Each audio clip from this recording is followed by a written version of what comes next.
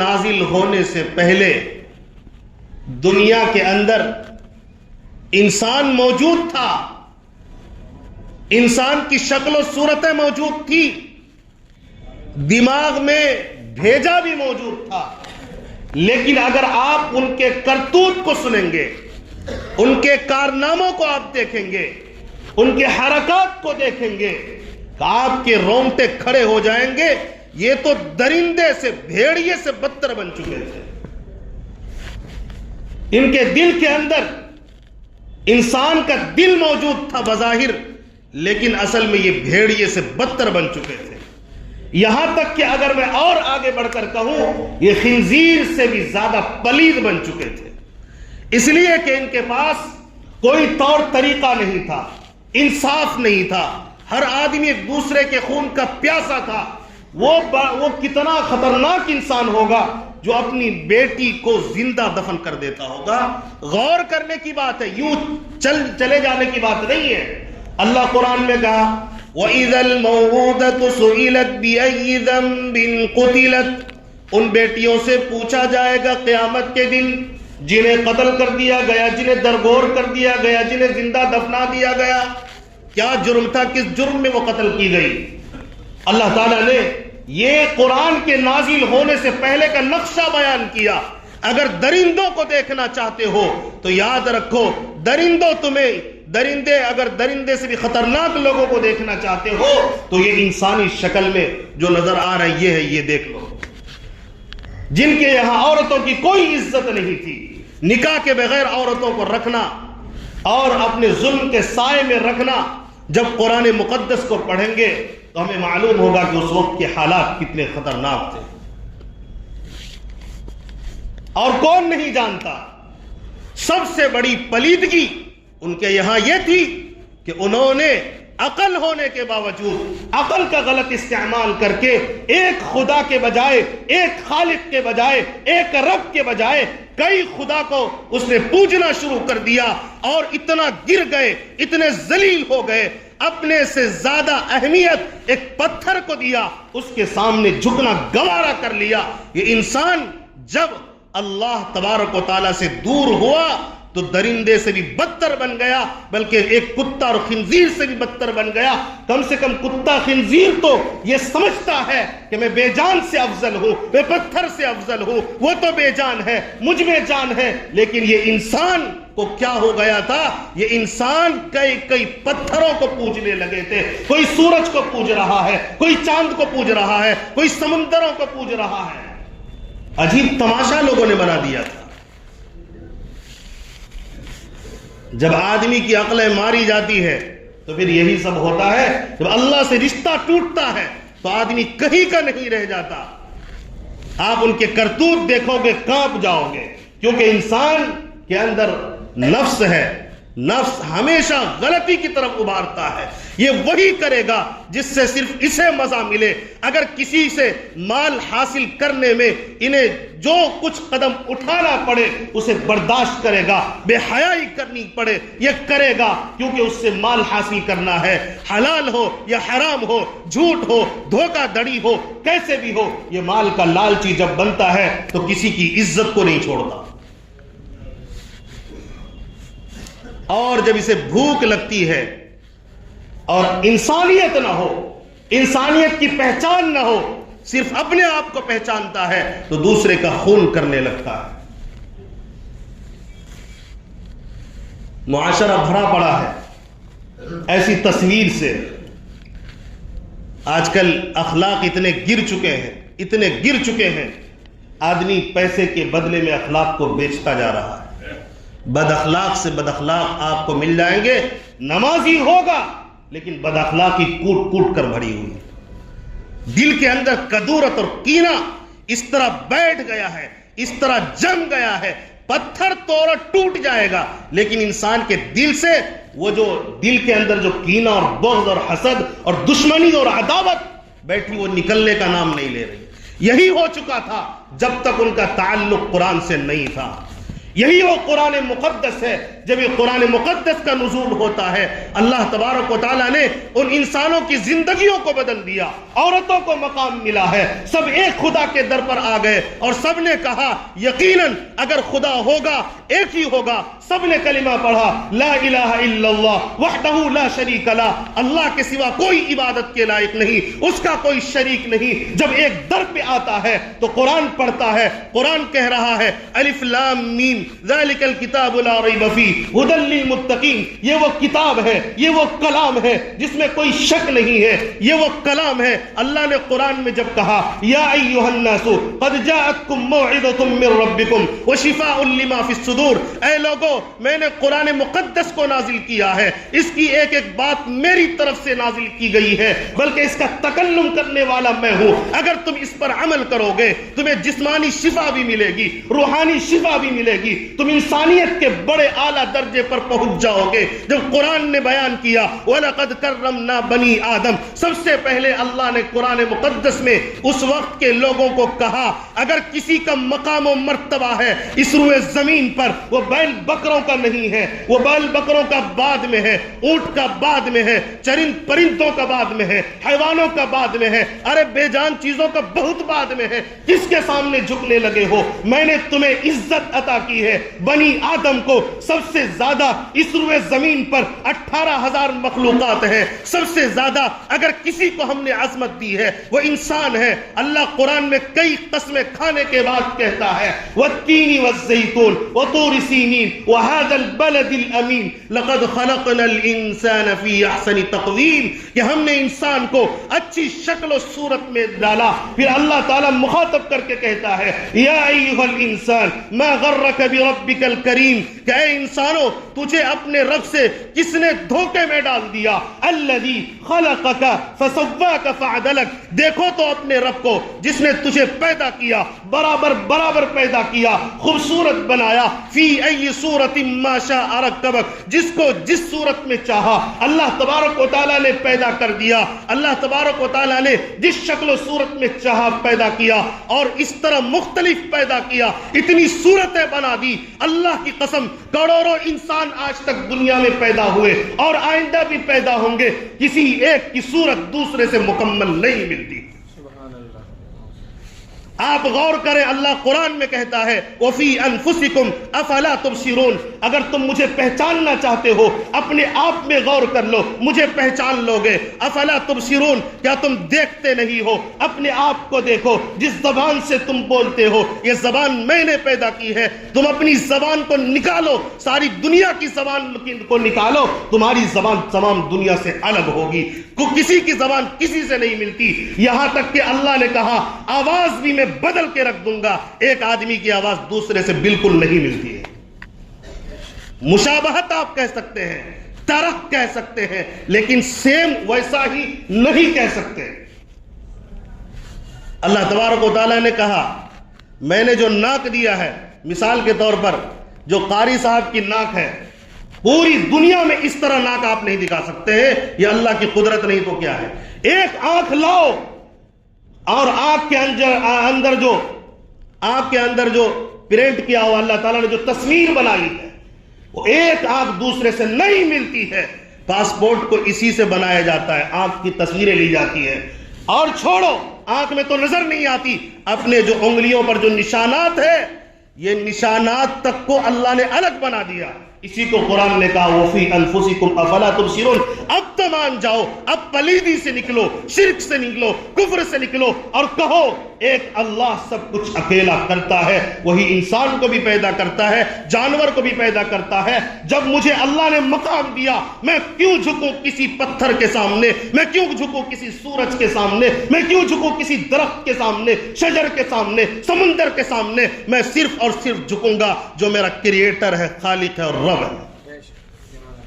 یہ پیارے آقا صلی اللہ علیہ وسلم نے جو قرآن دیا, قرآن میں اللہ نے کہا اس کو پکڑو, اور تاریخ گواہ ہے قرآن گواہ ہے، احادیث رسول گواہ ہے، کروڑوں لوگ جو صحابہ کے دور سے چلے آ رہے ہیں وہ سب گواہ ہیں۔ جب انہوں نے قرآن مقدس کو نازل کیا، جب قرآن مقدس کو اپنے سینے سے لگایا، صحابہ نے، حضرت ابو بکر نے قرآن کو مانا، حضرت فاروق اعظم نے مانا، حضرت عثمان غنی نے مانا، حضرت علی نے مانا، کم و بیش 1,24,000 صحابہ کرام نے جب قرآن کو پڑھنا شروع کیا، جن کی زندگیاں پہلے درندوں جیسی تھی، اب یہ دوسروں کے لیے جان دینے والے بن گئے۔ پہلے جانی دشمن تھے، اب دوسروں کے لیے جان نچھاور کرنے والے بن گئے۔ پہلے ڈاکہ ڈالنے والے تھے، اب مال کی حفاظت کرنے والے بن گئے۔ پہلے چوری کرنے والے تھے، اب مال دوسروں کا حق ادا کرنے والے بن گئے۔ پہلے کھانے پینے کی تمیز نہیں تھی، اب اخلاق آ گیا، کردار آ گیا۔ عورتوں کو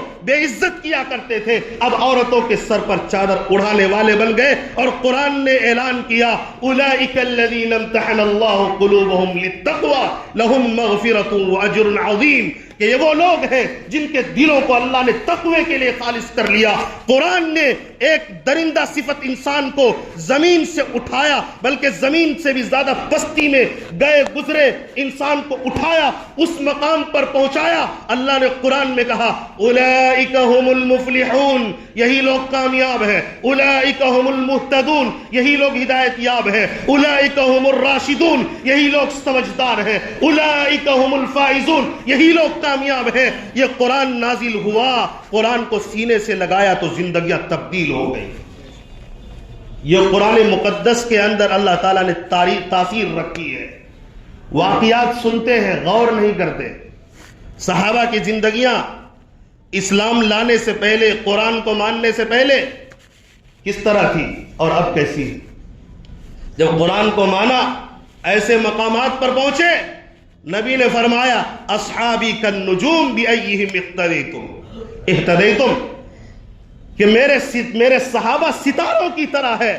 جب اندھیرا چھا جائے ستارے سے روشنی ملتی ہے۔ جب تمہیں دنیا کے اندر کسی چیز میں تمہیں پریشانی نظر آئے، صحابہ کی زندگی اٹھا کر دیکھ لو، تمہیں روشنی نظر آ جائے گی اور تم کامیاب ہو جاؤ گے۔ اور قرآن نے کہا، اے ایمان والو، فَإِنْ آمَنُوا بِمِثْلِ مَا آمَنْتُمْ بِهِ فَقَدِ اهْتَدَوْا، اے لوگو، صحابہ کو اللہ نے مخاطب کر کے کہا، اے صحابہ، تم اس درجے پر فائز ہو چکے ہو کہ ہم انہی لوگوں کا ایمان مانیں گے۔ وہ لوگ جب تک ہدایت پر نہیں آ سکتے، جب تک کہ وہ لوگ تمہارے نقش قدم پر چل کر تمہاری طرح ایمان نہ لائے۔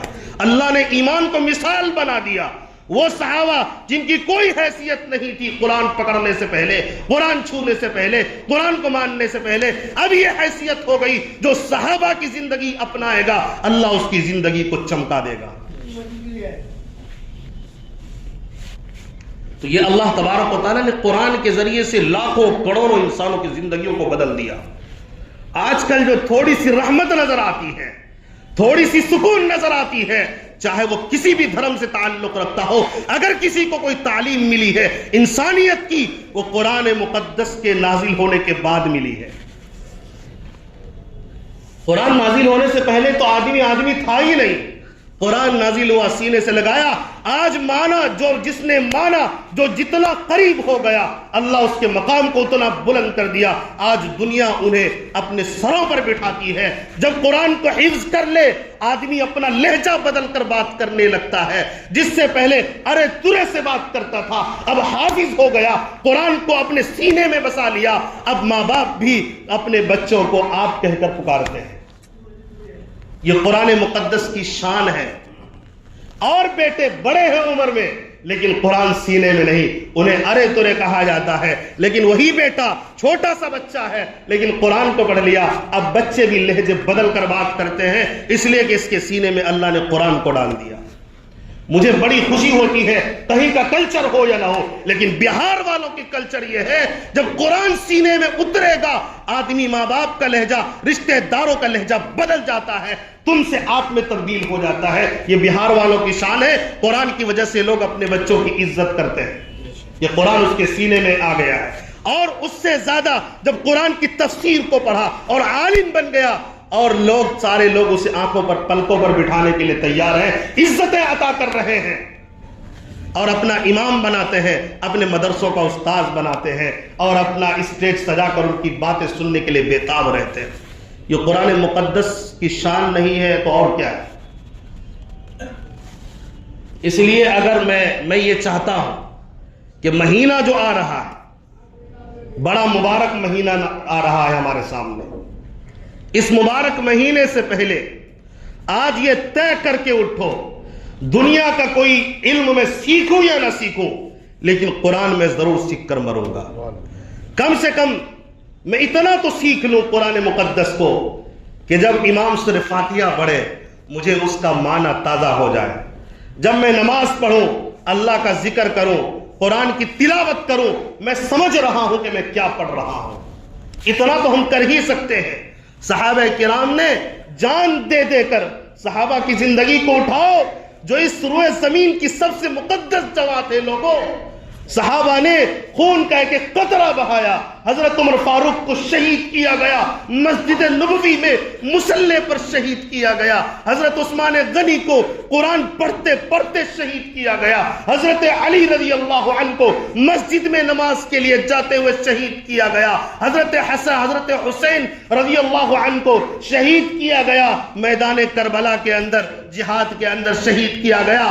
ان نہالوں نے، صحابہ کرام نے اپنے خون کا قطرہ تک بہا کر، مکہ کو چھوڑ کر، مکہ مدینہ کو چھوڑ کر، روزے رسول کو چھوڑ کر، نبی کی صحبت کو چھوڑ کر پوری دنیا میں پھیلے اور قرآن مقدس کی ایک ایک آیت کو اسی طرح پہنچایا جس طرح پیارے آقا پر نازل ہوا تھا۔ کیا ہمارا فرض نہیں بنتا، اگر ہم صحابہ کے دیوانے ہیں، صحابہ کے نام لینے والے ہیں، کیا ہم تھوڑا پسینہ قرآن پڑھنے کے لیے نہیں بہا سکتے؟ اگر صحابہ نے دامن پکڑ لیا، میں نے خون دیا تھا، میں نے مکہ چھوڑا، میں نے مدینہ چھوڑا، بیوی بچوں کو چھوڑا اور اس قرآن کو پہنچانے کے لیے اپنی شہادت پیش کی ہے، اپنا خون بہایا ہے، نبی کی دیوانگی میں مر مٹا، کیا تجھ سے قرآن بھی ادا نہیں ہوتا؟ قرآن کے الفاظ بھی تو نے یاد نہیں کیے؟